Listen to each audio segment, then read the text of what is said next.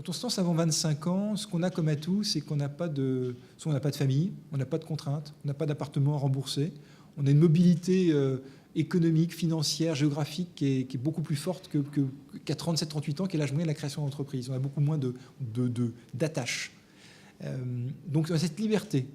On a également, on n'est pas forcément formaté. Donc on peut voir les choses différemment, on peut être un peu plus candide et se dire, bah, tiens, moi je vais faire autrement. À l'inverse, quand on a de l'expérience, on a un réseau, on a un savoir-faire, on peut avoir des fonds propres. Et en fait, il n'y a pas de règle. Quand on regarde le taux de pérennité à 5 ans, des entreprises créées par des moins de 30 ans et des plus de 30 ans, le taux de pérennité est légèrement meilleur pour les plus de 30 ans, 65% versus 58% pour les moins de 30 ans. Mais c'est pas, c'est pas non plus, est-ce qu'il y en a qui se cassent la gueule et d'autres qui réussissent.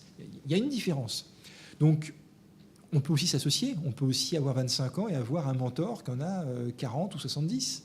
On peut aussi prendre conseil. On peut avoir, si on veut créer une start-up, avoir un advisory board qui soit joufflu, qui soit bien conçu.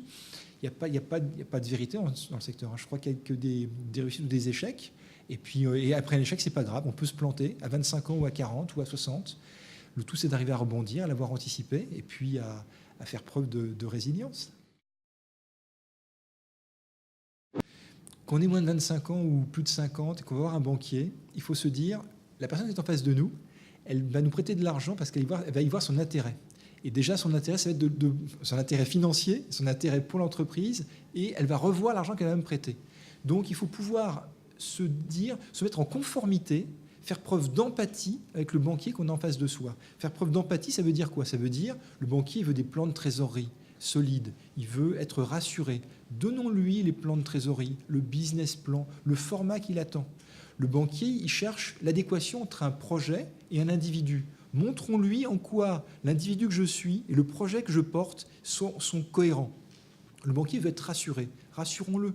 Voilà. Donc s'il faut enlever son jean troué, mettre une cravate ce jour-là, s'il faut se mettre en conformité, s'il faut faire attention, venir avec un parrain, allez voir avant des réseaux d'accompagnement qui, si vous font un prêt d'honneur, il faut savoir que lorsqu'un réseau d'accompagnement fait un prêt d'honneur, souvent il y a un effet de levier très important avec la banque, faire x3, x4, x5.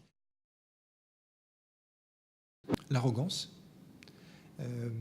L'arrogance, il n'y a pas d'âge, hein, mais l'arrogance je vois parfois des jeunes entrepreneurs qui font 4,50 € de chiffre d'affaires et qui ont fait la une de médias et qui s'y croient.